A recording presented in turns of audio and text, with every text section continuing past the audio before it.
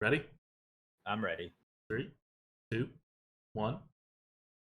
Welcome to the Grinning Goats Arena Preview Boomsday Card Review Valuation Meta Analysis thing with your host, Adwakta.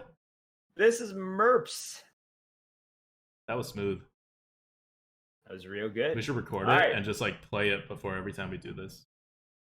I like that take. Yeah, you nailed it, man. All right, let's talk about themes. Themes! Boomsday themes. We Themes! love themes. You do this every single expansion. So first, I want to point out that if you're watching this on YouTube or Twitch, it says ads help us provide arena-focused content for you free of charge. Please consider whitelisting us. This is a test page. We have not ad blocked ourselves. Just in case you were wondering. Okay. Yeah, themes. I usually do the themes thing. If you guys haven't watched one of these videos before, they're really, really long and they come in segments. And we're really segmenting them this time. So the video before, video one, was the general, like, here are the cards that are misbucketed, pick these cards. Very easy, very straightforward. This is one level deeper, all right? If you're like a serious arena player and you want to know what to do in the actual arena, not just what to pick, this is where we're going to tell you how the meta's going to change. And this used to be our kind of like kickoff video, but we added one more before because now buckets kind of like are the most important thing. Kind of unfortunate because I like gameplay, but that's how it is, and we're rolling with it. So we're going to talk about themes now, and then after this video, we're going to go even more technical into like numbers, what like the numbers on the tier list mean, and then we're going to go even more technical and to go card by card. So that's how it is. This video will hopefully be about 30 minutes, and we are going to start right now. First theme, this is what's going to happen when Boomsday hits. And we're going to kind of bring patch 12.0 a little bit into this. So if you don't know what happened, patch 12.0 came out a couple days ago, and it is a huge change in offering rates. The offering rates of class cards and spells both got like halved, pretty much. Yeah, so the specific numbers were the class card bonus, which was plus 100%, is now plus 50%. And the spells and weapons bonus, which was plus 75%, is now plus 50%. So 100, like plus 100%, sorry, turn into plus 50%, and plus 75% turn into plus 50%. Okay, so the big takeaway here is that you are now seeing a lot more non-class cards. They are regular minions. They are your neutral minions for the most part, and you're seeing half of the spells you used to. So if you used to see like, I don't know, like 8 removals in a game, or in like a deck, maybe like 8 spell-based removals, maybe like 6 spell-based removals. I don't know what the number is. You're now going to see half of that. That's kind of how it works. Maybe a little more than half of that because people will pick it a little more often. But the meta has shifted, and it's already shifted. If you go into the arena right now, before Boomsday even comes out, you'll see this. So this is a change that has happened. It has made things different. And the biggest difference is that now, because you don't have all these removals, because you don't have all these spells, because you don't have all these card draws, because a lot of the big card draw cards are actually like class cards, now the curve is significantly stronger than before. And Boomsday is really going to lean into it, right? Like, Boomsday is not going to shy away from the curve. It's not just like the small cards, right? You can think of it like it starts in Mecharu, right? 1 mana Argent Squire, that is a mech. That's a pretty solid 1-drop. You're going to get like a little meh 2-drops, right? You have a Spark Engine, not really a 2-drop. Upgradable Frame Bot, not the best 2-drop. Cloak Scale Chemist. Again, these are not like the terribly like best 2-drops, but they exist, and the sheer numbers are going to be good, because what used to happen a lot is you would draft and you would not be able to get a 2-drop curve, even if you wanted it, even if that was your goal. You see it happen a lot with hunters. You see, if you don't go for secrets, you see it happen a lot with warlock. And now you're going to be able to, because you're getting these cards. They're not the best cards, but you're going to be able to get your curve, and you're going to be offered it more frequently. And that's a very important change. Along with the change in patch 12.0, what also happened is quite a few of the key 2-drops got moved down a bucket. Neutral 2-drops. Mad Bomber was moved down. Galactic Crawler was moved down. Rockpool Hunter was moved down. Those are very good, solid 2-drops. And they were over bucketed before, and so it was very hard to take them. Now it's going to be much easier to take them. And that is going to significantly impact the meta as well. Within within Boomsday, you're seeing pretty good 4 drops. Replicating Menace, for example, is pretty good. Omega Defender, Steel Rager. So you also have Microtech Controller, which is a decent 3-drop as well. I'm not like saying what these cards are. You don't have to know what they are. Just know that they're curve cards and they're being introduced. And a lot of them have mechs. Yeah, and this is certainly different from what we've seen, right? And this is kind of curve. It not only is sort of curve getting stronger, you want to think about sort of the response to it, right? Like, because if you curved out, but people had a lot of responses to it, curve wasn't as strong. Not only is curve stronger because you're more able to, hit your curve, build upon your curve, but because of what happened within the patch, which is class cards go down, spells and weapons go down, responses have become weaker. So it's sort of a double whammy, right? So that's our second theme. The first theme Ooh, is curve I is stronger. transitioned. The second theme is no removals. And that's not strictly true. You're going to have some removals. But one thing that Boomsday does not add a lot of is like large removals that come in. Like there's no meteor that's coming in. There's no extra blizzard. The closest you get is this like paladin card, the shrink ray. That's unfortunately misbucketed, and we apparently don't have the image for. It is a 5-mana card that sets all minion stats to 1/1s. That's it. There's no other board clears outside of that. I'm pretty sure. This stuff deals 1 damage. It's not really a board clear. Yeah, they have all these expensive spells that are a pseudo board clear, right? Like Flark's Boomzooka, for example. That's right? a legendary though. Right, or the Boom Ship. Yeah, That's like a these are legendary legendaries. though. But you're right. They don't want to give Dragonfire potions. They don't want to give meteors. These are not things that we are getting in this expansion.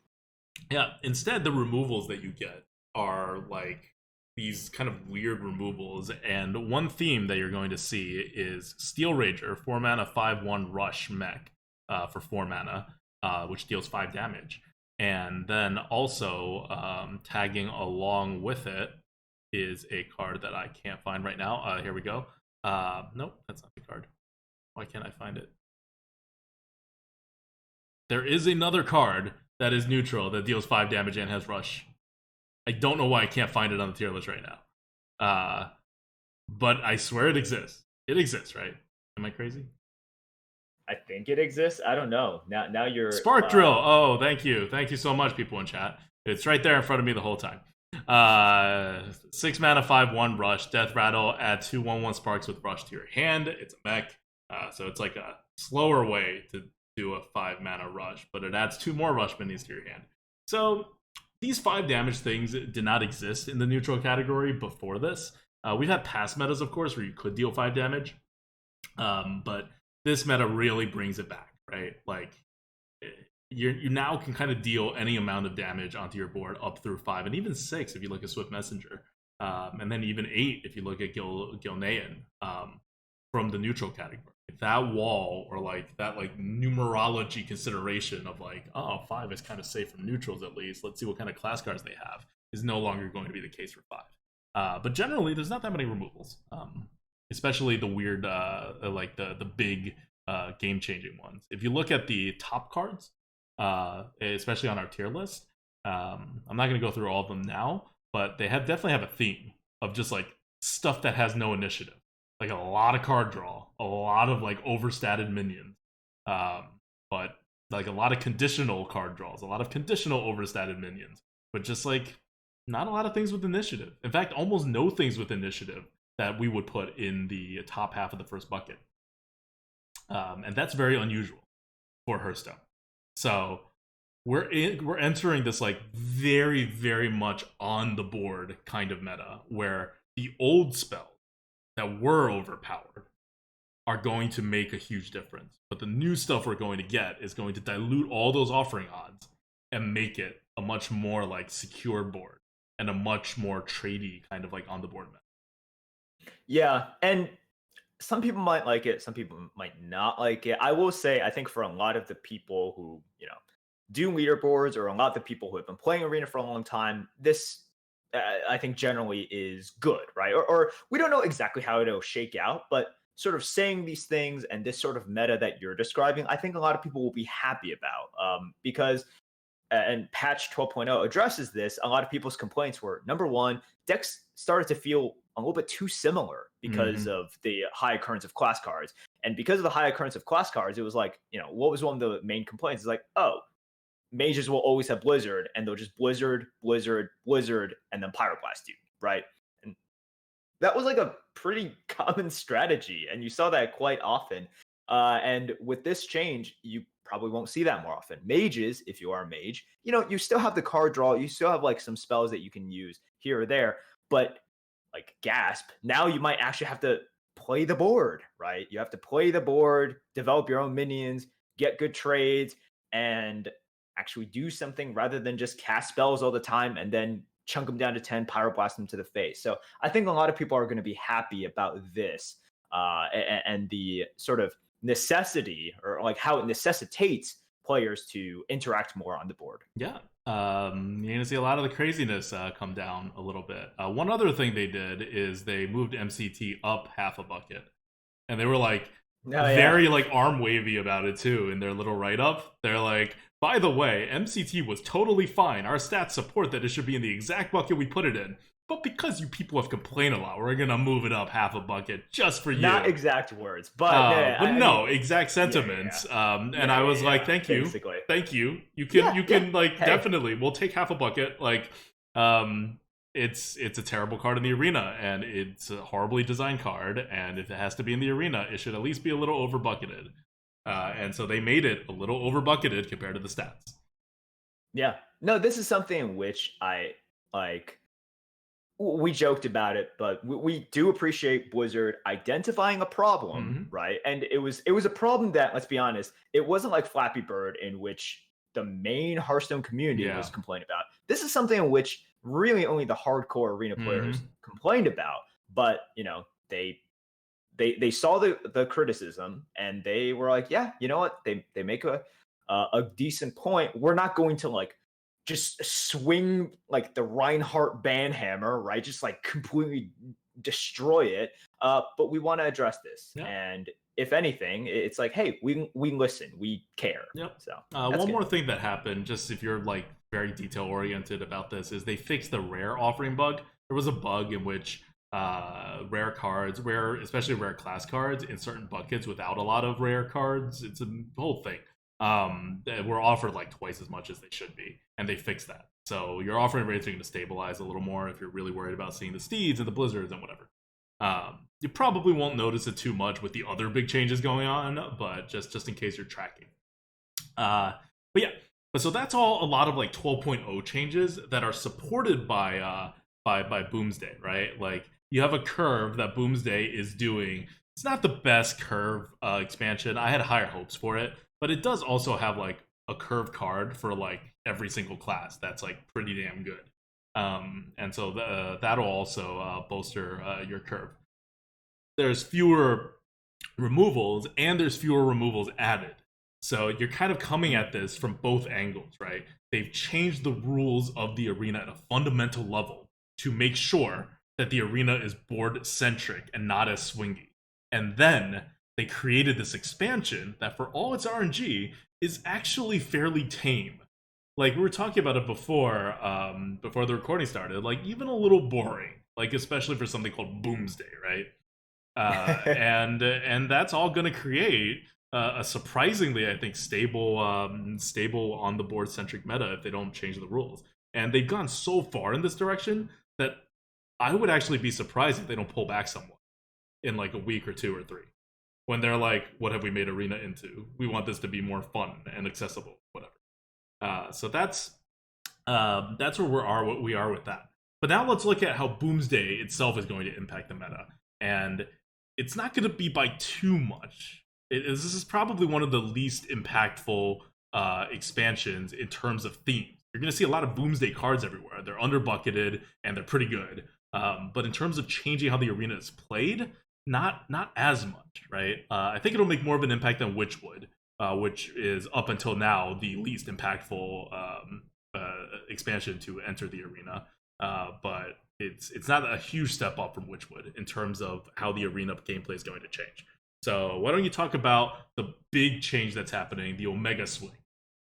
Yeah, let's talk about Omega cards. When Omega cards were revealed, we immediately were just like, wow, this is insane value, right? Whether it's healing for the priest, which, let's be honest, is like the worst one, to just huge amounts of value in Omega Defender or Omega Assembly, Omega Agent.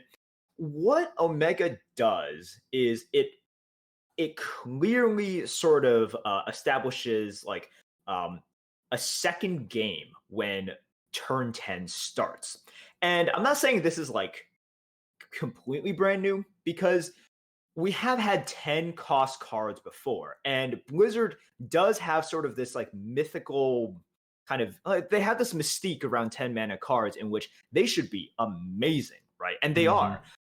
You look at a card like Mind Control, that is just sort of like a huge 2-for-1, right? You look at Ultimate Infestation, just a 7-for-1.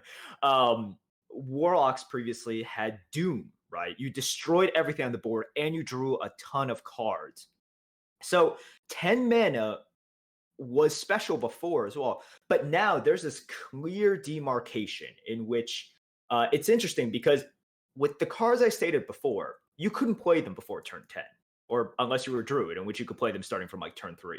But with all of these Omega cards, you have the choice as well. So you can play them for like some value, right? Like earlier on, or you can wait until turn 10, and when game, 2.0 or the second phase of the game begins starting from turn 10, now everything gets amped up, right? You get insane value from Omega Agent. You get tons of stats from Omega Defender, lots of cards from Omega Assembly, etc. So this is sort of the first example of Blizzard saying, look, you're playing essentially, if you have Omega cards, a different game from turns 1 through 9. And once it hits turn 10, we're going to make things just amped up, like everything a little bit faster if you're playing these Omega cards, which is kind of cool, right? It's not so different, like what I said. Like, is playing Ultimate Infestation that different from playing something like, an Omega card on turn 10? Like, Yes. Ultimate Infestation is... Yes, playing Ultimate Infestation is way better. It's better. No, I mean, I'm saying, like, the power level. Like, it's not like Omega has changed anything, right? Ultimate Infestation is just like, okay, you play that, herp a derp.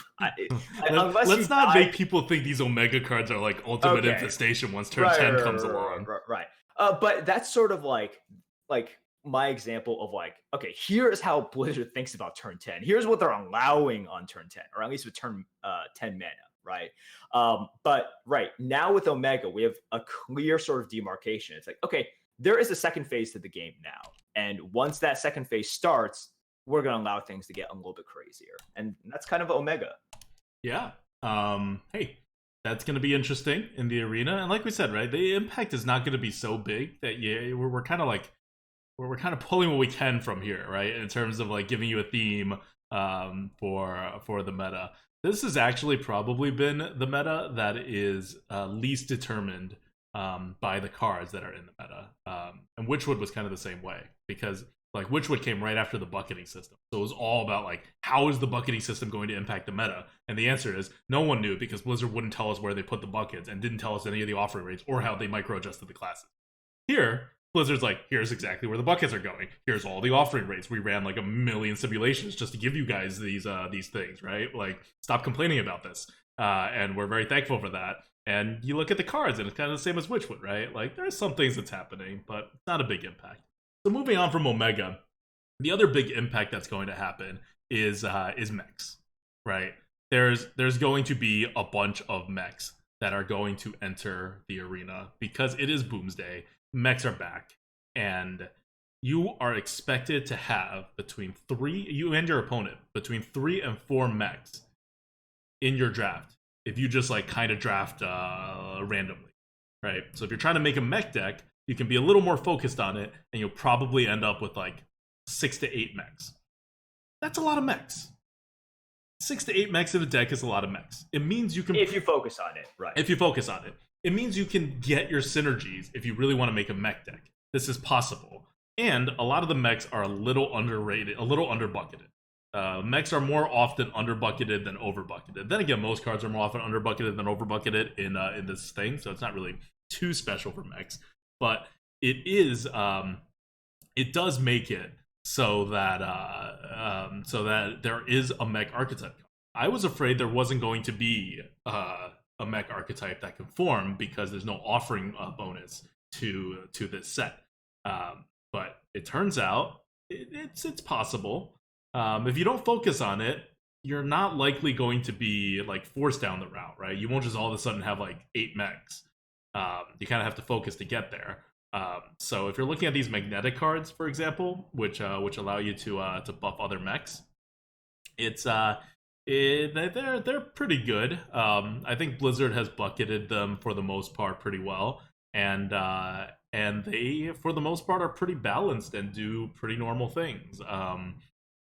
Just not a lot to like write about in terms of like power levels, but it does mean that there's all these like buffs that are neutral buffs, right, in the arena, and especially with paladins, they're getting get even more buffs because they have even more magnetic cards. And if you're playing against mechs, you need to clear mechs when you're against the paladin, but you needed to clear everything when you're against the paladin anyway. So your playstyle against paladins doesn't really change. Now, against other things, like how many good magnetic cards are there, right? You have a skater bot, which you don't really mind because its main point is to give a minion rush, right? Like its +1/+1 buff is not the end of the world. You have the arcane, the missile launcher, right? And the missile launcher is a 4/4 buff, so that's a pretty serious kind of buff. And you have replicating menace, which is probably the most serious buff, which is a 3/1 buff that has a death rattle where you get 3/1/1 microbots on. So if they can trade up with this, that's a pretty serious swing. It's not something I would like, worry about every single turn. But if you can, it's just one more thing to think about, right? Yeah, it changes the risk analysis, and as we know, risk analysis is everything in the arena. It just adds a little bit more risk whenever you think, well, leaving this mech on my opponent's side isn't that bad. I'm gonna go face instead. Or if you're choosing to, like destroy 2 minions, you're like, well, I want to destroy the other minion because it just poses more of a threat right now, and you just have to ask, well, is it more of a threat, right, because of its stats, or is the mech more of a threat because of the possibility of a magnetic buff? These are just things you want to think about, and it's if you're facing a paladin, like Adukta says, yeah, just kill that thing off. But if you're facing, a mage, it's just an extra small consideration. Mages won't have that many magnetized minions, but it's something that you should just like think about for a couple seconds, do your risk analysis, and then decide what you want to do. Yeah, and one more thing, like I know they keep saying like, oh, but hunters and warriors are also like mech classes. Don't worry about hunters and warriors. Here's like the one warrior card that buffs a mech. All right, it's a Beryllium Nullifier. It's a 7 mana 3/8. Like, yeah, it makes a difference if you buff a mech with it, sure, but like not really. Right. And it's an epic card. Like you're just not gonna see it that often.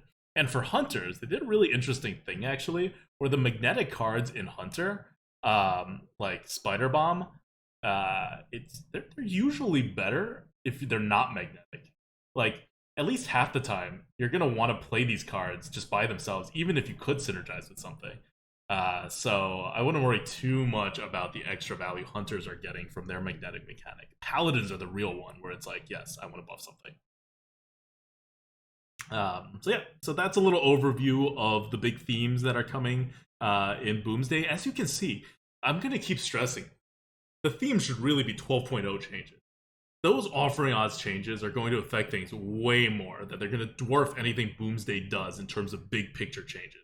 You're going to see Boomsday cards everywhere. They're under bucketed, and they are pretty good. So you're going to see them everywhere. It's not going to be like, oh, like remember when Witchwood first launched? Like, am I playing Witchwood?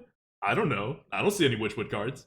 It's not going to be like that, but it will be like not impacting the actual way you play the game. I think for most people, they are going to start, playing the arena after Boomsday launches they're going to remember Witchwood, and then they're going to be like, wow, Boomsday changed so much. Like the arena feels so different.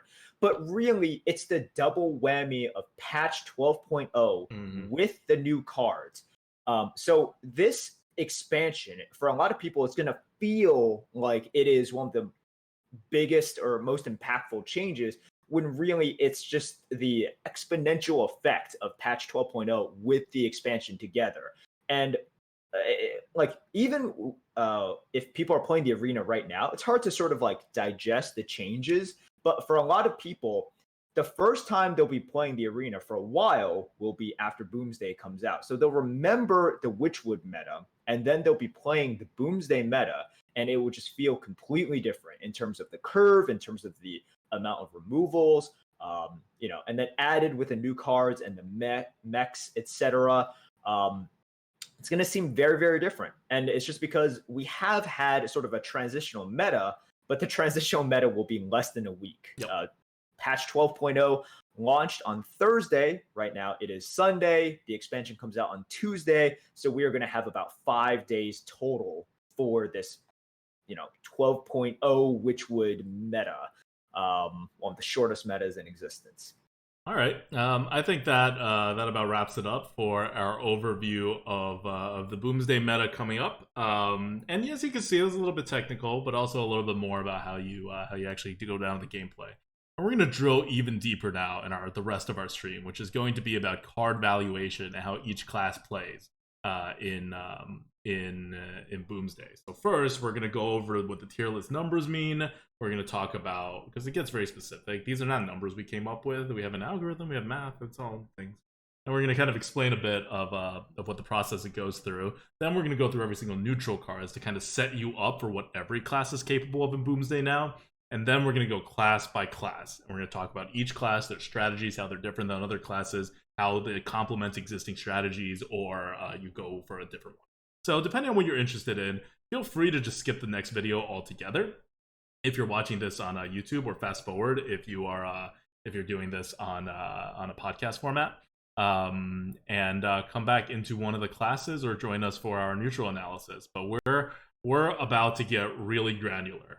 This is the 3 steps, right? Our first video for everybody, our second video, this video right here, for the people who care, and then all the rest of our videos from here on out for the people who really care, for the people who are with us for the next 6 hours, for the people who that one expansion, I think it was like Kobolds and Caverns, like we ran out of time and we didn't do one of these like video series. We're like, hey man, this is why I watched you. What are you doing? Spend the 6 hours every expansion. This is what the next 6 hours, the next 4 hours, I guess, are for you guys. So buckle up. Once again, I want to give a shout out to everybody who supported us, whether through Patreon or by being a sub or by sharing our channel or our content with a friend or with random people on the internet, and also the people who help us out from our mods, our YouTube editors who have been uploading these videos hopefully onto YouTube, overnight. To the Lightforge tier list back-end team who's actually like programming the algorithm and making sure that these like 135 cards that are revealed to us a couple days ago are all in the algorithm functioning properly. These new mechanics are being sorted out. Like we're at a rate right now, and we'll talk about it more in the next episode when we go into the Lightforge tier list and what it does. We're right now at like over 99.9% seen in the meta calculated rate. Like there's 0.1% of cards that you actually seen in the game that we are not calculating somehow in the algorithm. So it's a pretty incredible thing. And if you look at our numbers, they're like really good. And if you hear us talk about things like mechanical whelp and replicating menace, we'll talk about too. You pick up a lot of things that you wouldn't otherwise. Okay. Anyway, we'll talk about that in the next video. Until then, this is Adwicta. This is Merps. See you guys. All right. Okay. Save this as